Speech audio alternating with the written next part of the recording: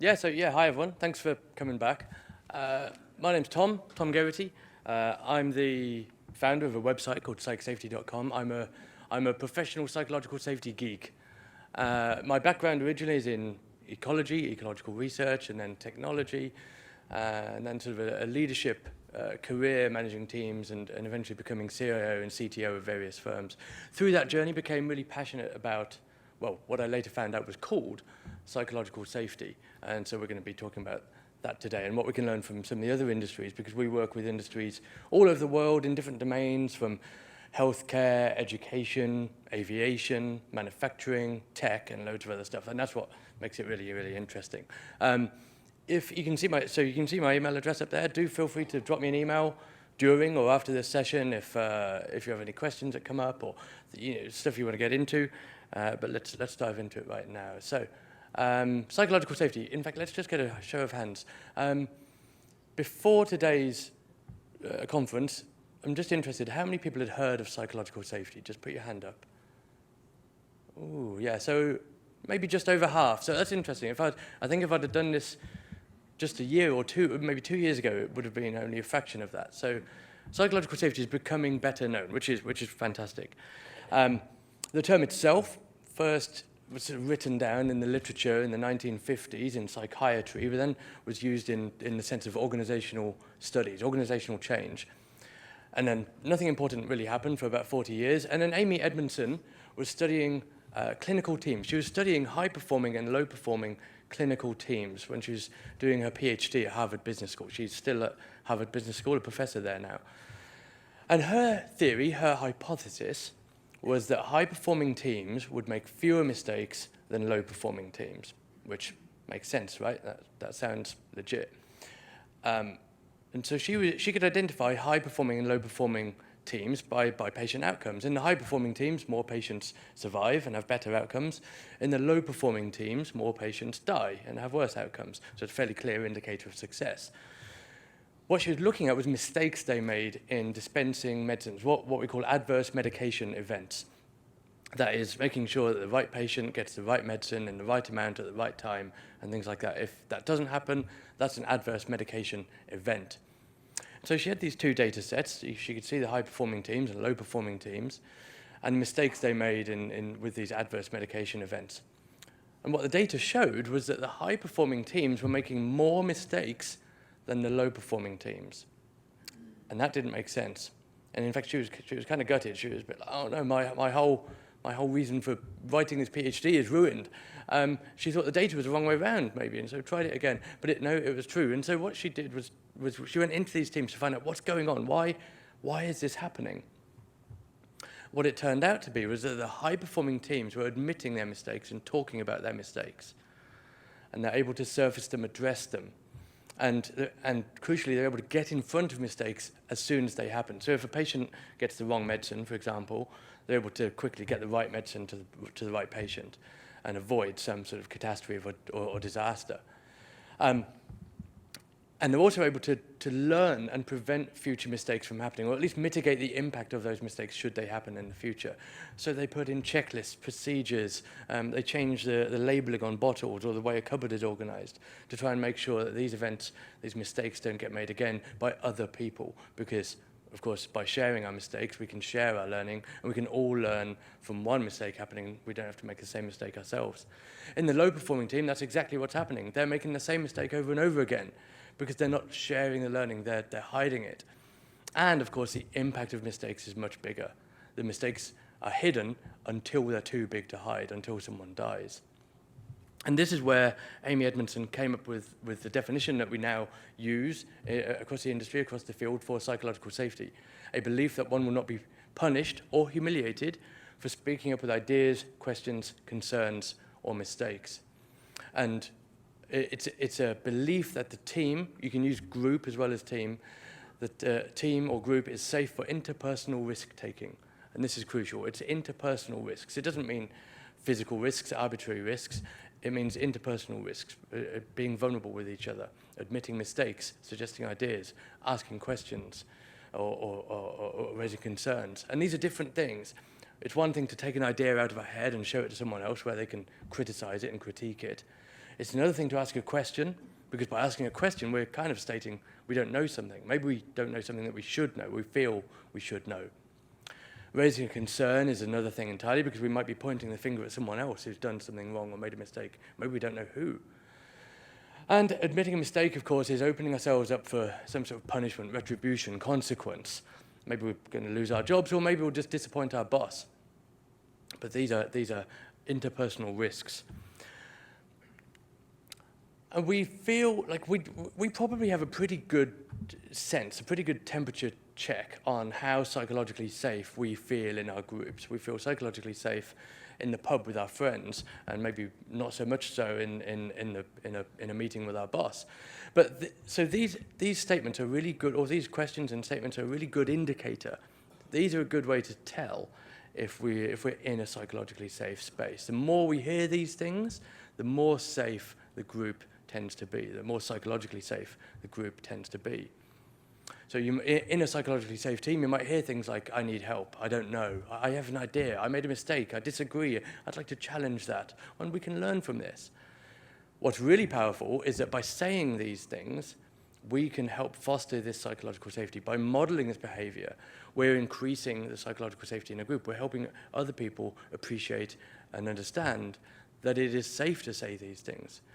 Particularly so if we're in a position of power or leadership. That power doesn't necessarily need to be a formal power or hierarchical role. It might just be that we've been in the organization for a long time, or we're just respected in our team.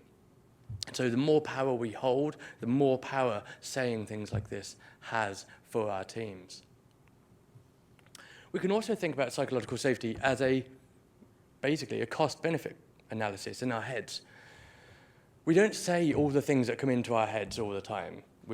Most of the stuff we speak out is filtered through a filter. And so whenever we want to speak up, we sort of weigh up the costs of saying the thing against the benefits of saying the thing. And if the benefits outweigh the cost, then we'll probably say the thing. Now, this is different in different circumstances. Again, when we're in a pub with our mates, that cost is pretty low and the benefit is pretty high. In a meeting with some serious-looking people and our bosses and people, we're probably going to be a bit more guarded, because the cost of speaking up is perceived to us to be somewhat higher. And these costs might be anything from missing out on a future bonus to being sacked, or just disappointing someone, or fear that you're going to highlight yourself as incompetent, or that we should know the thing that we're asking. So these costs of speaking up can be really high, and this is a great example, a very classic example of those costs. Now, this is the Tenerife disaster of 1977. This is the most deadly aviation disaster in commercial aviation history, and it happened on the ground, and it happened when two planes crashed into each other. I'm going to tell you the brief story about what happened here. So so 1977. There was a bomb scare at Gran Canaria Airport, and all the planes that were heading towards Gran Canaria were diverted over to Tenerife. And Tenerife is a much smaller airport and is foggy. And so all the planes got diverted over there, and you can see this diagram on the screen up there. Tenerife has one runway and a few little slipways off, and a short, what they call small apron to park on. So there were planes stacked up all over the place. There were planes stacked up on the apron and on the slipways, which meant that in order to take off again, once they got clearance to do so, once it was safe, once the bomb scare had been sort of taken care of, the planes had to taxi along the runway, turn around, and then take off the opposite way. And so once they'd got given the all clear, a KLM 747 taxied along the runway with this crew on board: Captain Van Zanten, First Officer Klaas Muurs, and Flight Engineer Willem Schroeder. And so they taxied along the runway, turned round, and went to take off the opposite way. As they turned round and went to take off, Captain Van Zanten throttled the engines and started to go.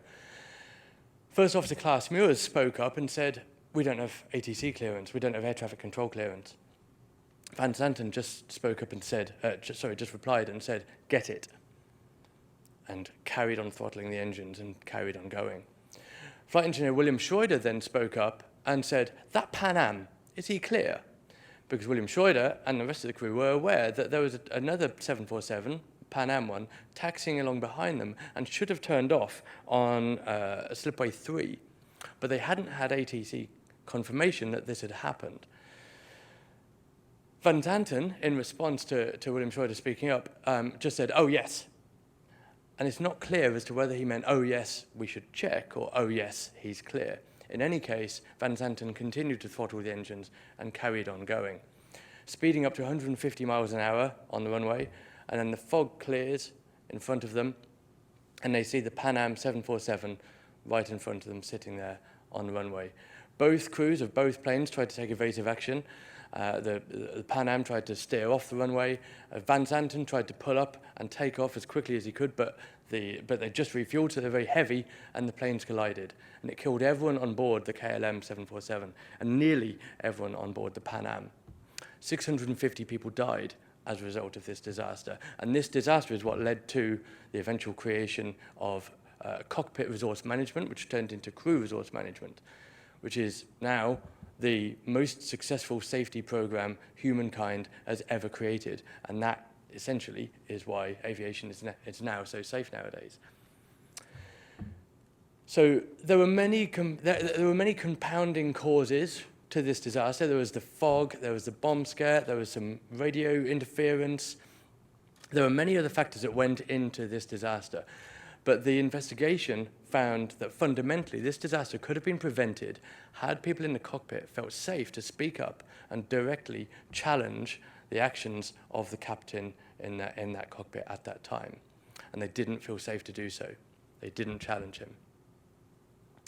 And this is the cost. This is the interpersonal cost of speaking up. But it's worth examining some of the power dynamics in this cockpit because, I should say, there's some flight hours on there. It says 11,000 flight hours for Captain Van Zanten and some pretty high flight hours for other people. My point there is only to make the point that this is not a disaster as a result of a lack of competence or experience or capability. This was a lack of psychological safety in the cockpit. Because Van Zanten was the poster boy for this airline. He had long, silvery, amazing hair, and he was on the front of magazines for being on time every time. He was also the chief instructor for the airline. He was the head of safety for the airline. He was the guy that had just promoted Klaus Mewers to first officer. He was essentially a celebrity in aviation terms. And so there was this great steep power dynamic in this cockpit at this time, which is partly why people didn't feel safe to speak up and challenge him, even though their own lives and the lives of passengers were at risk. And so this is the cost. This is how powerful a lack of psychological safety can be. It can lead to disasters like this.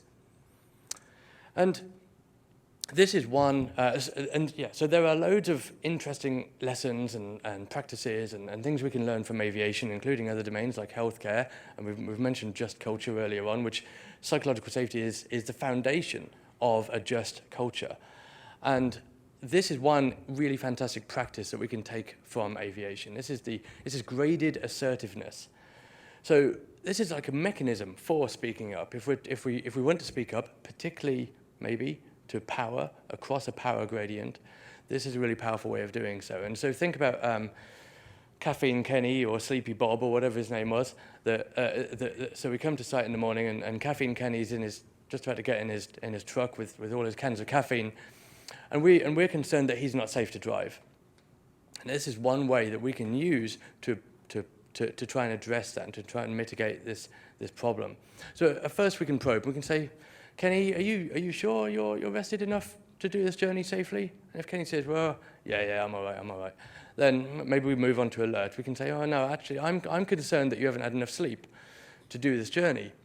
And then maybe he carries on. And he's like, no, I'm going anyway. And then you can move on to challenge. Wait, no, I don't think this is safe. And if you really have to, then you can escalate all the way to emergency and say, stop, Kenny, I don't think you're safe to drive.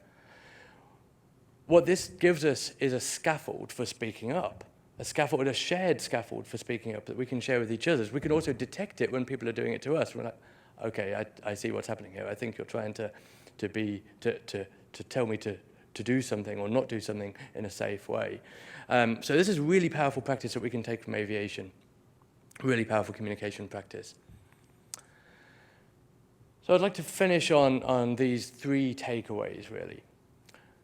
Physical safety, real-world health and safety, is founded upon a culture of psychological safety. We cannot ultimately be physically safe if we don't feel psychologically safe to admit mistakes, raise concerns, and ask for help. In order to foster this environment of psychological safety, we must try to decrease the cost and increase the benefit of speaking up. And we can do that. We have a responsibility to do that with our peers, our colleagues, our friends and family even. Decrease the cost by making sure that we don't punish people for admitting mistakes, asking for help and raising concerns, even if they're really small, inconsequential, seemingly inconsequential punishments like shrugging our shoulders or rolling our eyes.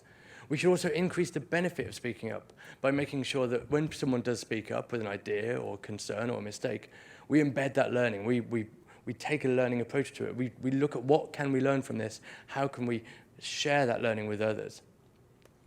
And we should model psychologically safe behavior. We should speak up, we should ask concerns, we should help people to speak up. We should create scaffolds and conditions where people feel safe to speak up in a way that suits them. And we can do that by pretending that psychological safety already exists. One of the most powerful ways to build psychological safety is to pretend it already exists, especially if we're in a position of power or status. So thanks everyone. So my name's Tom Garrity. You can email me at tom@psychsafety.com.